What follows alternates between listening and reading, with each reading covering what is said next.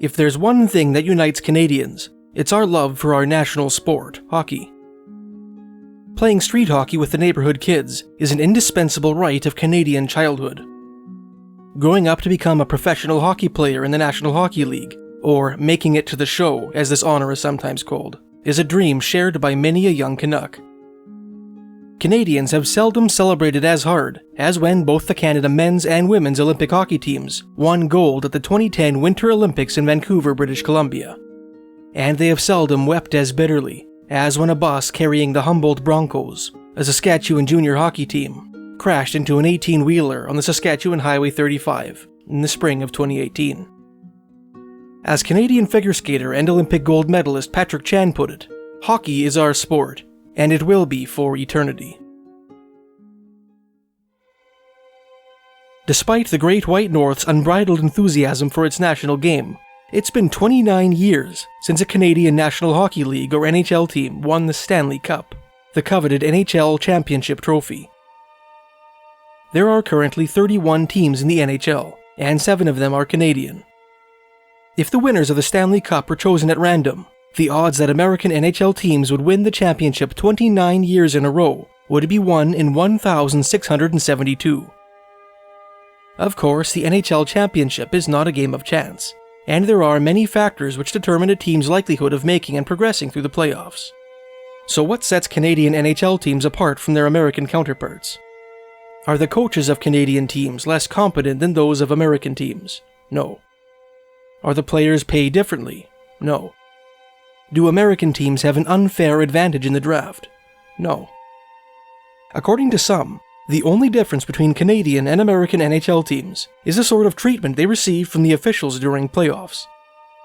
For years, Canadian hockey fans have observed that NHL referees seem to favor American teams, especially during playoff season. The refs appear to be disproportionately tough on Canadian players, but also seem to turn a blind eye to a staggering number of American infractions. Why would hockey referees favor American teams over Canadian teams? Some paranoid Canadians suspect that they are pressured to do so by the National Hockey League, which has a financial motive to increase hockey's popularity in the United States. Securing the fanship of America's larger and wealthier pool of sports lovers would certainly allow the NHL to make more money off network revenue. Perhaps, some say, the NHL is doing everything in its power to extend the seasons of American hockey teams for as long as possible, in an effort to spread the game throughout the land of opportunity. Although this conspiracy theory has certainly received its fair share of scoffs and scorn, skeptics would be hard-pressed to provide an alternative explanation for an objectively outrageous call made tonight during Game 1 of the Western Conference Final between the Edmonton Oilers, based out of Edmonton, Alberta, and the Denver-based Colorado Avalanche, wherein the alleged officiatory bias against Canadian teams has never been on such blatant display. For those unfamiliar with the game, the aim of hockey is to use one stick to shoot a rubber puck into the opposing team's net, thus scoring a goal. The team with the most goals wins the game. The rink on which hockey games are played is divided in half by a center line. Each team's respective half of the ice is further bisected by a blue line. The quarter of the ice between the blue line and the center line is called the neutral zone, and the quarter between the blue line and the net is called the offensive zone.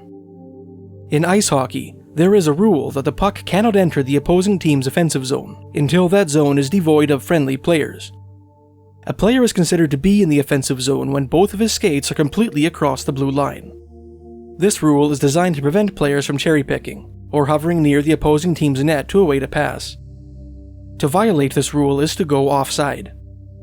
Special referees called linesmen are responsible for policing such infractions. When such an infraction occurs, the linesman blows his whistle, puts an end to the play, and initiates a new play in the adjacent neutral zone.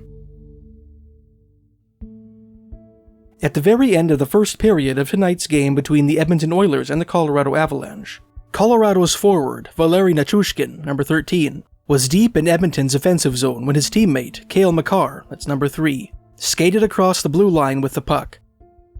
Instead of calling this blatant offside, the linesman allowed Makar to score a goal on Edmonton, with 13 seconds left on the clock. Edmonton's coach, Jay Woodcroft, challenged the goal, prompting the officials to review tapes of the play to determine whether Colorado was indeed offside. In what is perhaps the most ridiculous call in NHL playoff history, the referees, even after reviewing the play, inexplicably ruled Makar's goal onside, to the astonishment of hockey fans across Canada. Is this blatant robbery of the Edmonton Oilers proof of a conspiracy to keep Canadian hockey teams from winning the Stanley Cup? Let me know your thoughts in the comments below. If you enjoyed this video and would like to learn about more conspiracy theories unique to the land of the Maple Leaf, please check out my book, Mysteries of Canada Volume 2, which you can find by clicking the link in the description.